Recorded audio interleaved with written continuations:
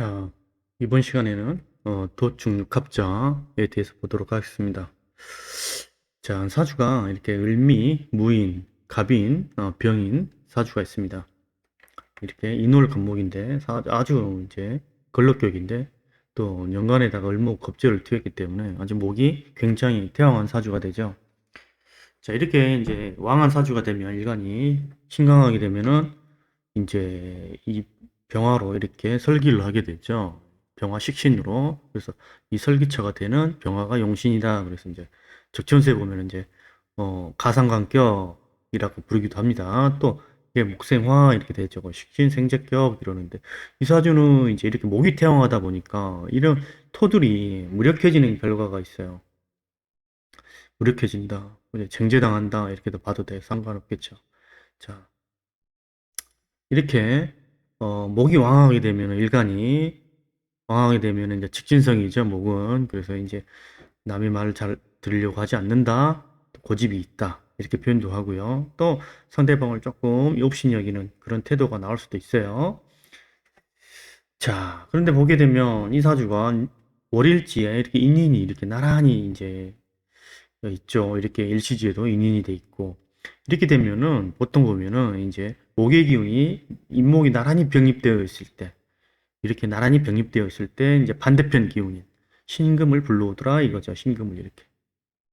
자, 근데 우리 이제 뭐 삼합도 마찬가지고 방합도 마찬가지고 하나의 오행이 극에 달했을 때는 반드시 반대편 기운을 불러오게 되어 있습니다. 양의 기운이 극에 달하면 음을 불러오고 음의 기운이 이제 극에 달하게 되면 양을 불러오더라 그런 위치입니다.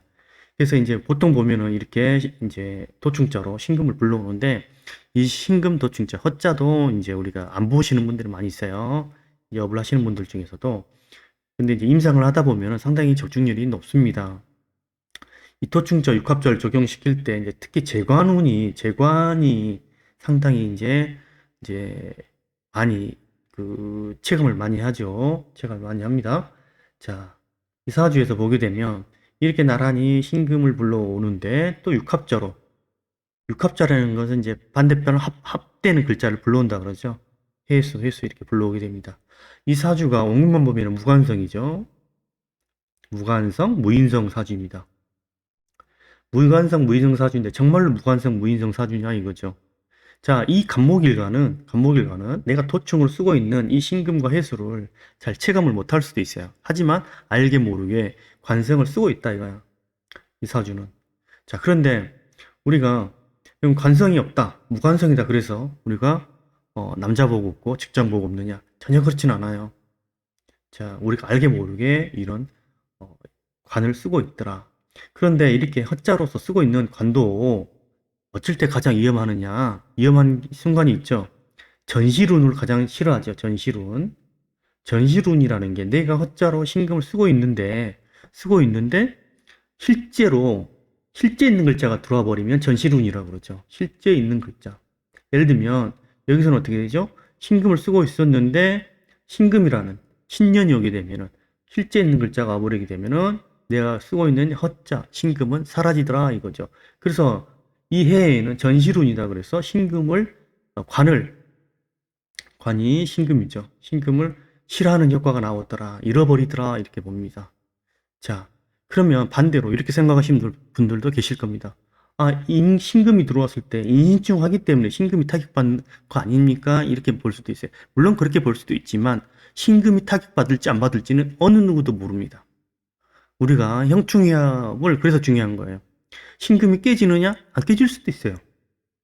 자, 그렇기 때문에 무조건 인신충한다 그래서 신금이 깨지느냐? 그렇진 않죠.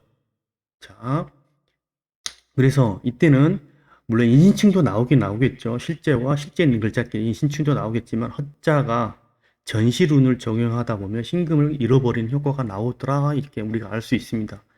자, 그러면은 우리가 이렇게 토충자로 이제 이렇게 신금을 불러올 때 아무 때나 신금을 불러오느냐, 허자를 불러오느냐, 그건 아니죠. 반드시 조건이 붙게 되죠. 그 첫 번째 조건이 뭐냐? 천간이 천간에 같은 금이 있으면 절대 불러오지 못합니다. 그러면 어떻게 되죠? 경신금이 있으면 천간에 경신금이 천간에 있게 되면 이 허자는 불러오지 못합니다. 예를 들어서 천간에 신금이 하나 있다 치겠습니다. 신금이 있으면 아무리 인인이 아니 어떻게 되어 있다 하더라도 웬만해서는 불러오질 못해요. 자, 경금이 있다도 마찬가지로 경금. 신금보다는 경금을 보겠습니다. 경금이 있다 하더라도 못 불러옵니다. 그래서 이렇게 천간에 같은 오행이 있으면은 전혀 불러오지 못하더라. 물론 지지도 조건이 붙죠. 지지에도 조건이 붙습니다. 그건 이제 여러분들이 책에 보면 금방 나와 있기 때문에 한번 연구해 보시고요. 자, 따라서 우리가 이렇게 도충자를 쓸 때, 도충자, 육합자를 쓸 때 전시룬이라는 거는 내 허자라는 이게 도충자로 쓰고 있을 때 실제 있는 글자가 와버렸을 때 내가 신금을 상실하는 걸 갖다가 우리가 전시룬이라 그러습니다. 그래서 도충자를 쓸 때는 전시룬을 가장 좋지 않게 본다. 이건 나한테 관해에 해당하기 때문에 관해 상실을 느낄 수 있는 해가 되더라 이렇게 볼 수가 있습니다. 자, 아까도 얘기 드렸다시피 도충자, 육합자를 허자를 허용하지 않으신 분도 계셔요. 그때는 이제 임상 한번 해보시고 본인이 맞는지 안 맞는지, 또 아까도 설명드렸다시피 이 도충자를 아무나 불러오는 건 아닙니다. 조건이 있다 그랬어요. 자, 조건이 해당하는지를 살펴서 전시론과 같이 함께 보게 되면은 상당한 적중률을 볼 확률이 높습니다.